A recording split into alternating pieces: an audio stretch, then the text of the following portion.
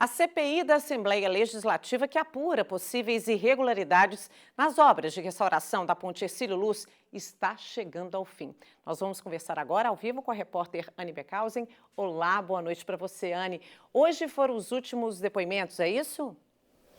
Exatamente, Tatiana, boa noite a você e a todos que acompanham o RIC Notícias. Foram os últimos depoimentos. Nessa fase final da chamada fase de instrução, foram ouvidos o deputado Valdir Cobalcini, que é ex-secretário de Infraestrutura do Estado, e Romualdo França, ex-presidente do DEINFRA. Cobalcini não estava previsto, mas ele pediu para ser ouvido pela comissão e acabou ajudando a entender a cadeia de comando, ou seja, de onde partiram as decisões e qual era a influência de cada órgão nessa etapa aí de restauração da Ponte Hercílio Luz. França diz que a restauração da ponte não sofreu atrasos durante a sua gestão. Esclareceu também pontos importantes entre 2009 e 2010, período em que as obras ficaram ainda mais complicadas, segundo ele, por falta de recurso. A partir de agora, com o fim dos depoimentos, o deputado Bruno Souza tem até 30 dias para elaborar o relatório final. E a expectativa é de que esse documento seja entregue no dia 2 de dezembro. Voltamos ao estúdio do RIC Notícias. Obrigada, Anne. Bem, agora eu vou conversar com o Paulo Alceu, que já está aqui. Quero perguntar para ele, Paulo, CPI chegando ao fim, você acredita nos resultados dela, que elas possa de fato esclarecer alguns pontos que a gente ainda não tem, né? Olha, Tati, é o que a gente espera. Uma comissão parlamentar de inquérito foi criada para levantar, investigar, né, certas suspeições que a gente tem em relação a essa ponte. É muito cara, foi uma obra muito cara e uma obra que não acontecia. E hoje, agora, ela está acontecendo, ótimo, perfeito, vai ser entregue no final do ano, mas ela tem uma carga de suspeições que podem ser agora esclarecidas. É isso que a gente espera. Tá, vamos falar agora um pouco mais, ainda no universo da política, né? Como é que está o desempenho, na sua opinião, né, dessa relação do governo do Estado com a Assembleia Legislativa?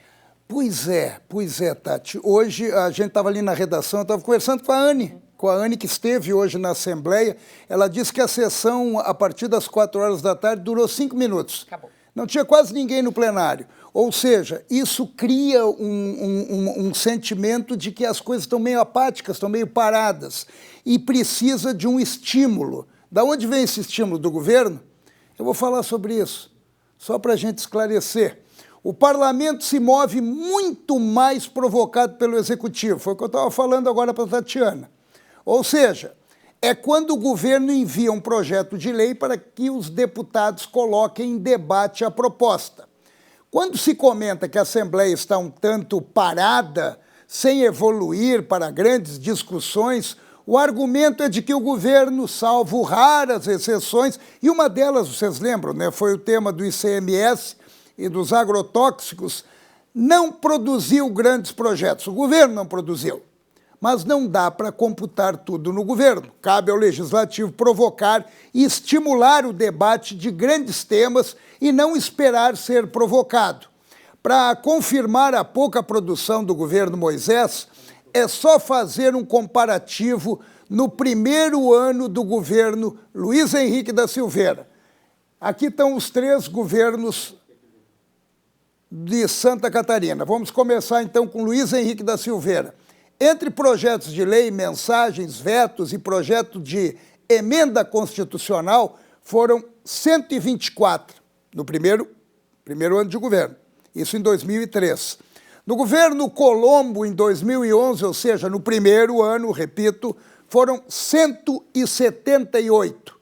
Só de projeto de lei no governo Colombo, nesse primeiro ano, foram 111. E no primeiro ano do governo Moisés, que está terminando agora, ou seja, este ano, foram 68, sendo 23 projetos de lei. Ainda estão em tramitação desses projetos, 28 deles. Deu para verificar a diferença, né? Por isso a importância do parlamento passar a provocar o governo em questões de urgência e importância para o Estado, e não ficar a reboque.